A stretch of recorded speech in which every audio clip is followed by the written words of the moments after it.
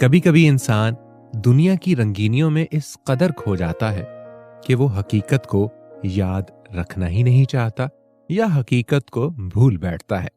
तो आज की कहानी भी कुछ ऐसी ही है। चैनल को सब्सक्राइब नहीं किया तो चैनल को सब्सक्राइब कर लीजिए और घंटी वाले बटन को लाजमी दबाएं ताकि हमारी आने वाली हर नई कहानी आप तक पहुंच सके। अम्मी, जरा मुझे 70 रुपए तो दीजिएगा। ज़ारा अम्मी के कमरे का दरवाजा खटखटाने के बाद झांकते हुए अंदर दाखिल हुई।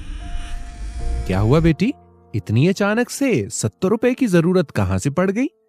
थोड़ी देर पहले उन्होंने ज़ारा को हफ्तावार जेब खर्च देते हुए कहा था कि अगर जरूरत हो तो कुछ पैसे और ले लो, जिस पर इसने इनकार कर दिया था। इसलिए वो थोड़ा तजस्सुस से पूछ रही थी। वो अम्मी, मैंने क्रीम मंगवानी थी जिसके लिए पूरे 70 रुपए कम हो रहे हैं। जब आप मुझे ज्यादा पैसे देने लगी थी तो मैं समझी थी कि पैसे पूरे होंगे, क्योंकि अभी पिछले हफ्ते के जेब खर्च में से कुछ रकम बची हुई थी। बाद में मैंने पर्स से निकाल कर गिने तो नए मिलाकर 70 रुपए कम थे। आप तो खुद मुझे ज्यादा पैसे रखने का कह रही थी, इसलिए सोचा अभी मांग लेती हूं, क्योंकि डिब्बी में जितनी क्रीम पड़ी हुई है वो रात को भी पूरी नहीं आएगी।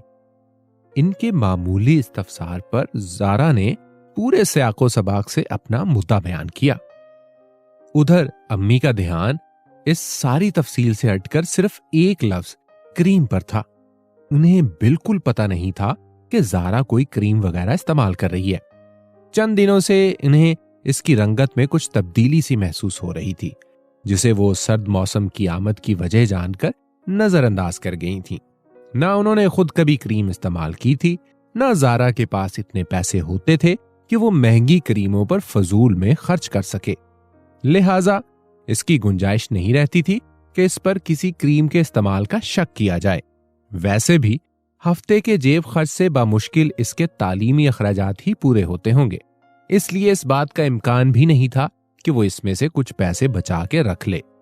ज़ारा बेटी, क्या कहा तुमने? क्या तुम कोई क्रीम इस्तेमाल कर रही हो?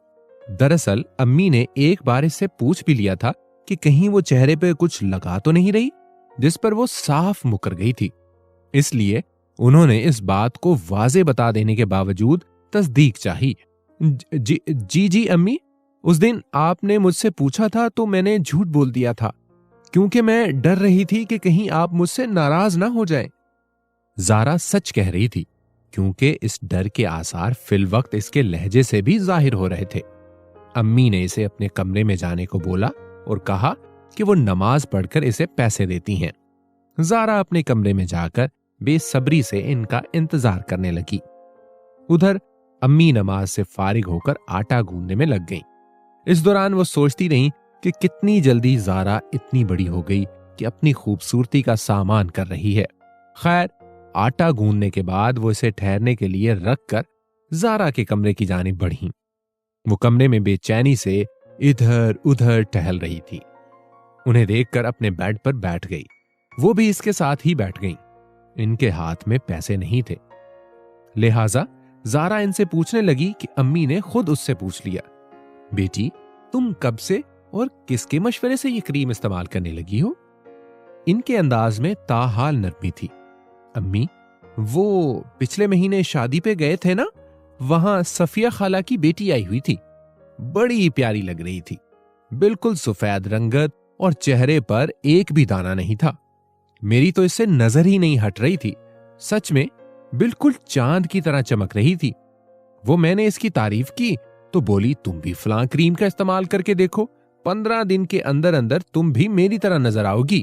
बस इसका मशवरा था और देखा आपने, वाकई सिर्फ एक डिब्बी के इस्तेमाल से मेरा चेहरा कितना साफ हो गया है। कुछ लगाए बगैर ही लगता है जैसे हल्का हल्का मेकअप किया हो। ज़ारा अपने चेहरे पर आई हल्की सुर्खी की जानिब इशारा करके पुरजोश हो रही थी। बेटा, सफिया खाला की बेटी ने तुम्हें अहमकाना मशवरा दिया और तुमने अमल भी कर लिया और मुझे बताना भी जरूरी नहीं समझा, बल्कि उल्टा मुझसे झूठ बोला। क्यों? अम्मी अब इससे नाराजगी का इजहार करने लगी थी। अम्मी, मुझे डर लग रहा था कि कहीं आप मुझे गुस्से में आकर डांट ना दें। ज़ारा ने वजाहत पेश की। ज़ारा बेटा, तुमने चेहरे की महज ज़ाहिरी खूबसूरती के लिए जिल्द के किसी माहिर डॉक्टर से पूछे बगैर क्रीम का इस्तेमाल शुरू कर दिया? क्या तुम्हें अंदाजा है कि इसके नुकसानात क्या होंगे? दोस्तों, ये था कहानी का पहला हिस्सा। कहानी के दूसरे हिस्से के लिए चैनल को सब्सक्राइब कर लें और घंटी वाले बटन को लाजमी दबाएं ताकि आने वाली हमारी हर नई कहानी आप तक पहुंच सके। इंशाल्लाह इसके दूसरे हिस्से में आपसे मुलाकात होगी। अपना रखिएगा ख्याल। Take care. अल्लाह हाफिज।